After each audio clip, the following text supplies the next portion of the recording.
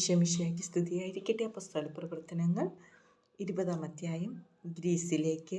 ബഹളം ശമിച്ചപ്പോൾ പൗലോസ് ശിഷ്യന്മാരെ വിളിച്ചുകൂട്ടി ഉപദേശിച്ചതിന് ശേഷം യാത്ര പറഞ്ഞ് മക്കെദോനിയയിലേക്ക് പോയി. ആ പ്രദേശങ്ങളിലൂടെ യാത്ര ചെയ്ത ആളുകളെ ഉപദേശങ്ങൾ വഴി ധൈര്യപ്പെടുത്തിയിട്ട് ഗ്രീസിലെത്തി. അവിടെ അവൻ 3 മാസം ചെലവഴിച്ചു. സിറിയയിലേക്ക് കപ്പൽ കയറുവാൻ തയ്യാറായിരിക്കുമ്പോൾ യഹൂദന്മാർ അവനെതിരായി ഗൂഢാലോചന നടത്തി. അതിനാൽ മക്കെദോനിയയിലൂടെ തിരിച്ചു പോകാൻ അവൻ തീരുമാനിച്ചു. പീറൂസിൻ്റെ മകനായ ബെറോയക്കാരൻ സൊപ്പാത്തർ, തെസ്സലോനിക്കക്കാരായ അരിസ്താർക്കുസ്, സെക്കുന്തുസ്, ദെർബേക്കാരായ ഗായിയൂസ്, തിമോഥെയോസ്, ഏഷ്യയിൽ നിന്നുള്ള ടിക്കിക്കോസ്, ത്രോഫിമോസ് എന്നിവർ അവനോടൊപ്പം ഉണ്ടായിരുന്നു. അവർ മുൻപേ പോയി ത്രേവാസിൽ ഞങ്ങളെ കാത്തിരുന്നു. പുളിപ്പില്ലാത്ത അപ്പത്തിൻ്റെ ദിവസങ്ങൾക്ക് ശേഷം ഞങ്ങൾ ഫിലിപ്പിയിൽ നിന്ന് സമുദ്രയാത്ര ചെയ്ത് 5 ദിവസം കൊണ്ട് ത്രേവാസിൽ അവരുടെ അടുത്തെത്തി. അവിടെ 7 ദിവസം താമസിച്ചു. ത്രോവാസിനോട് വിട. ആഴ്ചയുടെ ആദ്യ ദിവസം അപ്പം മുറിക്കാൻ ഞങ്ങൾ ഒരുമിച്ച് കൂടി. അടുത്ത ദിവസം യാത്ര പുറപ്പെടേണ്ടിയിരുന്നത് കൊണ്ട് പൗലോസ് അവരോട് പ്രസംഗിച്ചു. അർദ്ധരാത്രി വരെ പ്രസംഗം ദീർഘിച്ചു. ഞങ്ങൾ സമ്മേളിച്ചിരുന്ന മുകളിലത്തെ നിലയിൽ അനേകം വിളക്കുകൾ കത്തിക്കൊണ്ടിരുന്നു.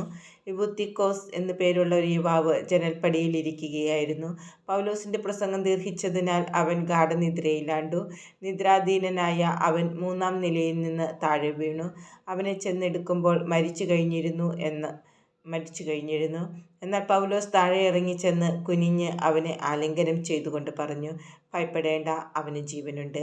പൗലോസ് മുകളിൽ ചെന്ന് അപ്പം മുറിച്ച് ഭക്ഷിച്ചതിന് ശേഷം പ്രഭാതം വരെ അവരുമായി ദീർഘനേരം സംഭാഷണത്തിലേർപ്പെട്ടു. അനന്തരം അവൻ അവിടം വിട്ടുപോയി. അവർ ആ യുവാവിനെ ജീവനുള്ളവനായി കൂട്ടിക്കൊണ്ടുപോയി. അവർക്ക് അത്യധികം ആശ്വാസമുണ്ടായി. മിലേത്തോസിലേക്ക്. ഞങ്ങൾ നേരത്തെ തന്നെ ആസോസിലേക്ക് കപ്പൽ കയറി. പൗലോസ് അവിടം വരെ കരമാർഗം സഞ്ചരിച്ചതിന് ശേഷം കപ്പൽ കയറുമെന്നായിരുന്നു തീരുമാനം. ആസോസിൽ വച്ച് അവൻ ഞങ്ങളെ കണ്ടുമുട്ടിയപ്പോൾ ഞങ്ങൾ അവനെ കപ്പലിൽ കയറ്റുകയും മിത്തിലേനയിൽ എത്തിച്ചേരുകയും ചെയ്തു. അവിടെ നിന്ന് കപ്പൽ യാത്ര തുടർന്ന് അടുത്ത ദിവസം ഞങ്ങൾ കിയോസിന് എതിർവശത്തെത്തി. പിറ്റേ ദിവസം ഞങ്ങൾ സാമോസിൽ അടുത്തു. അതിൻ്റെ അടുത്ത ദിവസം മിലേത്തോസിൽ എത്തിച്ചേരുകയും ചെയ്തു. ഏഷ്യയിൽ സമയം ചെലവഴിക്കരുതെന്ന് വിചാരിച്ച് എഫെസൂസിൽ അടുക്കാതെ കടന്നു പോകണമെന്ന് പൗലോസ് തീരുമാനിച്ചിരുന്നു. സാധിക്കുമെങ്കിൽ പന്തക്കുസ്ത ദിനത്തിൽ ജെറുസലേമിൽ എത്തിച്ചേരാൻ അവന് തിടുക്കമായിരുന്നു. എഫേസോസ് വിടുന്നു. മിലേത്തോസിൽ നിന്ന് അവൻ എഫേസോസിലേക്ക് ആളയച്ച് സഭയിലെ ശ്രേഷ്ഠന്മാരെ വരുത്തി. അവർ വന്നപ്പോൾ അവൻ പറഞ്ഞു, ഞാൻ ഏഷ്യയിൽ കാലുകുത്തിയ ദിവസം മുതൽ എല്ലാ സമയവും നിങ്ങളുടെ മധ്യത്തിൽ എങ്ങനെ ജീവിച്ചുവെന്ന് നിങ്ങൾക്കെല്ലാവർക്കും അറിയാമല്ലോ. പൂർണ്ണ വിനയത്തോടും കണ്ണുനീരോടും യഹൂദന്മാരുടെ ഗൂഢാലോചനയാൽ എനിക്കുണ്ടായ പരീക്ഷണങ്ങളോടും കൂടി ഞാൻ കർത്താവിന് ശുശ്രൂഷ ചെയ്തു. നിങ്ങളുടെ നന്മയ്ക്കുതകുന്ന ഏതെങ്കിലും കാര്യം നിങ്ങൾക്ക് പറഞ്ഞു തരാൻ ഞാൻ മടി കാണിച്ചിട്ടില്ല. പൊതുസ്ഥലത്ത് വെച്ചും വീട് തോറും വന്നും ഞാൻ നിങ്ങളെ പഠിപ്പിച്ചു. ദൈവത്തിലേക്കുള്ള മനപരിവർത്തനത്തെക്കുറിച്ചും നമ്മുടെ കർത്താവായ യേശുവിലുള്ള വിശ്വാസത്തെക്കുറിച്ചും യഹൂദരുടെയും ഗ്രീക്കുകാരുടെയും ഇടയിൽ ഞാൻ സാക്ഷ്യം നൽകി. ഇതാ ഇപ്പോൾ പരിശുദ്ധാത്മാവിനാൽ നിർബന്ധിതനായി ഞാൻ ജെറുസലേമിലേക്ക് പോകുന്നു. അവിടെ എനിക്ക് എന്ത് സംഭവിക്കുമെന്നറിഞ്ഞുകൂടാ. കാരാഗ്രഹവും പീഡനങ്ങളുമാണ് എന്നെ കാത്തിരിക്കുന്നതെന്ന് എല്ലാ നഗരത്തിലും പരിശുദ്ധാത്മാവ് എനിക്ക് വ്യക്തമാക്കി തരുന്നുണ്ട് എന്ന് മാത്രം എനിക്കറിയാം. എന്നാൽ എൻ്റെ ജീവൻ ഏതെങ്കിലും വിധത്തിൽ വിലപ്പെട്ടതായി ഞാൻ കണക്കാക്കുന്നില്ല. എൻ്റെ ഓട്ടം പൂർത്തിയാക്കണമെന്നും ദൈവത്തിൻ്റെ കൃപയുടെ സുവിശേഷത്തിന് സാക്ഷ്യം നൽകാൻ കർത്താവായ യേശുവിൽ നിന്ന് ഞാൻ സ്വീകരിച്ചിട്ടുള്ള ദൗത്യം നിർവഹിക്കണമെന്നും മാത്രമേ ഞാൻ ആഗ്രഹിക്കുന്നുള്ളൂ. ദൈവരാജ്യം പ്രസംഗിച്ചുകൊണ്ട് നിങ്ങളുടെ ഇടയിൽ ഞാൻ സഞ്ചരിച്ചു. എന്നാൽ ഇതാ, ഇനിയൊരിക്കലും നിങ്ങൾ എൻ്റെ മുഖം ദർശിക്കുകയില്ലെന്ന് ഞാനിപ്പോൾ മനസ്സിലാക്കുന്നു. തന്മൂലം നിങ്ങളിൽ ആരെങ്കിലും നഷ്ടപ്പെട്ടാൽ അവൻ്റെ രക്തത്തിൽ ഞാൻ ഉത്തരവാദിയല്ല എന്ന് ഇന്ന് ഞാൻ പരസ്യമായി പ്രഖ്യാപിക്കുന്നു. എന്തെന്നാൽ ദൈവത്തിൻ്റെ ഹിതം മുഴുവൻ നിങ്ങൾക്ക് വെളിപ്പെടുത്തി തരുന്നതിൽ നിന്ന് ഞാൻ ഒഴിഞ്ഞു മാറിയിട്ടില്ല. നിങ്ങളെയും അജഗണം മുഴുവനെയും പറ്റി നിങ്ങൾ ജാഗരൂകരായിരിക്കുവിൻ.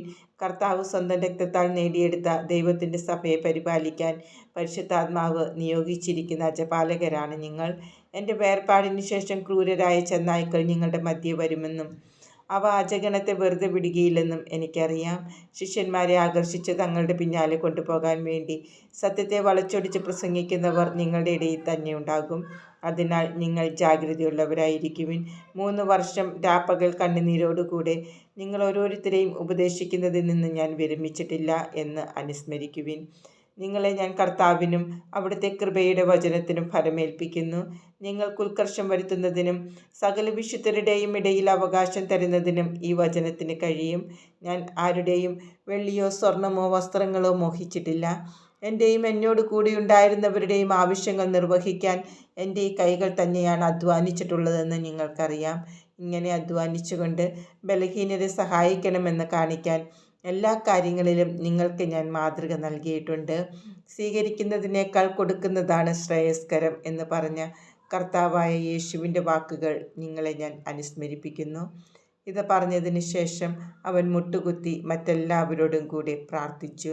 അവരെല്ലാവരും കരഞ്ഞുകൊണ്ട് പൗലോസിനെ ആലിംഗനം ചെയ്ത് ഗാഢമായി ചുംബിച്ചു. ഇനിമേൽ അവർ അവൻ്റെ മുഖം ദർശിക്കുകയില്ല എന്ന് പറഞ്ഞതിനെക്കുറിച്ചാണ് എല്ലാവരും കൂടുതൽ ദുഃഖിച്ചത്. അനന്തരം അവർ കപ്പലിൻ്റെ അടുത്ത് വരെ അവനെ അനുയാത്ര ചെയ്തു.